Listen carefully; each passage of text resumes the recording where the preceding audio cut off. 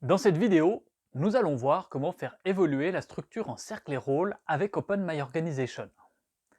Dans une organisation conventionnelle, c'est le management qui se charge de définir la structure de l'organisation. En gouvernance partagée, nous souhaitons privilégier un système démocratique où chacun peut non seulement se positionner sur les propositions de modification, mais également imaginer les adaptations nécessaires pour plus de clarté et de fluidité au quotidien. La structure en cercle et rôle est définie collectivement par les membres d'un cercle. Une image qui permet de comprendre la logique sous-jacente est celle de notre organisme. Les organes peuvent être comparés à des rôles, chacun ayant sa fonction nécessaire au bon fonctionnement de l'organisme, qui représente ici le cercle. Ils ont chacun leur raison d'être, leurs attendus et leur domaine d'autorité. On comprend aisément qu'un organe, le cœur par exemple, ne saurait changer ses fonctions sans une consultation préalable, et même une validation.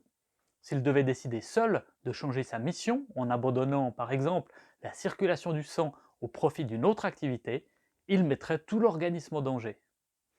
Il en va de même pour les rôles.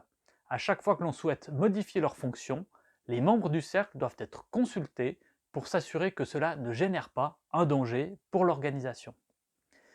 Il y a deux façons de proposer ces modifications. La première consiste à ouvrir un espace de réorganisation en demandant au rôle mémoire d'en planifier un si nécessaire. Durant ce temps de réunion, les propositions pourront être faites et validées par le processus de décision par consentement. La seconde consiste à faire une proposition hors réorg, c'est-à-dire à envoyer une proposition par message à tous les membres et à leur laisser un délai suffisant pour qu'ils puissent se prononcer pour ou contre la proposition. Si personne n'a levé d'objection dans un délai imparti, la proposition est enregistrée par le rôle mémoire. Nous allons voir comment ces opérations se déroulent en utilisant OpenMyOrganization. C'est le rôle mémoire qui seul peut convoquer les réunions. Il en définit le type, ici une réorganisation, la date, l'heure et le lieu. Le jour venu, chacun peut ouvrir l'espace de réunion et participer à la création de l'ordre du jour dynamique en ajoutant ses tensions ou en demandant au rôle mémoire de le faire. Dans une réunion de réorganisation, seules les tensions nécessitant d'agir sur la structure sont traitées. On peut ainsi ajouter, modifier ou supprimer des rôles, des cercles et des règles. Le processus de décision par consentement s'applique. Le proposeur va formuler une proposition de modification qui sera saisie par le rôle mémoire. Une fois saisie, elle sera affichée à la vue de tous afin de permettre à chacun de bien la comprendre, d'y réagir et de proposer des bonifications. À l'issue de ce temps, le proposeur peut la modifier, clarifier ses choix ou la maintenir telle qu'elle. Si cette deuxième proposition ne génère pas d'objection, le rôle mémoire peut valider la proposition. L'information est alors inscrite au procès-verbal et la structure immédiatement modifiée. Une fois tous les points traités, le rôle mémoire prendra soin de clôturer la réunion, ce qui aura pour effet d'envoyer le PV à l'ensemble des membres du cercle. Pour faire une proposition en dehors d'un temps de réunion, vous pouvez utiliser la mécanique intégrée à OMO. Tout d'abord, rendez-vous sur la page du cercle concerné dans laquelle vous souhaitez agir. Bien sûr, vous devez être membre de ce cercle pour faire des propositions. Sur le premier onglet, vous trouverez un bouton Faire une proposition hors réorg. Ce bouton vous ouvrira un dialogue dans lequel vous allez trouver passablement d'éléments semblables à ceux découverts dans la réunion de réorganisation.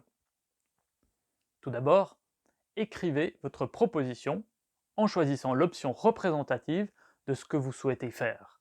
Créer ou modifier un rôle, ajouter une règle, etc.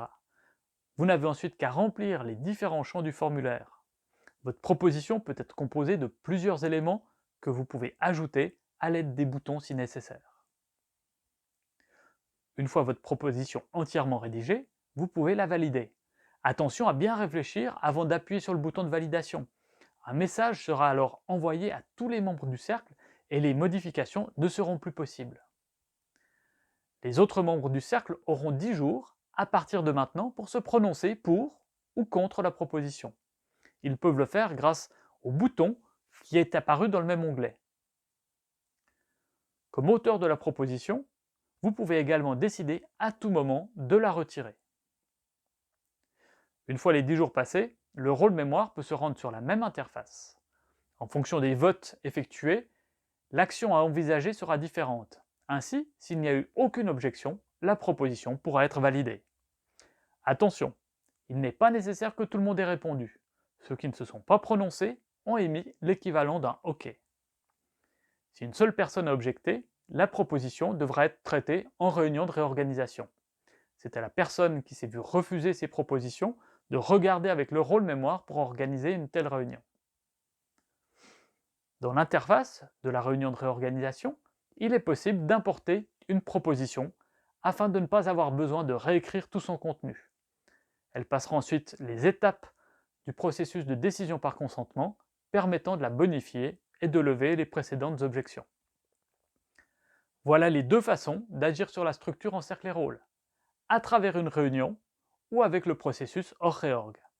A noter que dans le cas très spécifique de la création d'une organisation ou d'un cercle, le lien pilotage a la possibilité de créer tous ces éléments sans délai, à la seule condition qu'aucune autre personne ne fasse encore partie du cercle.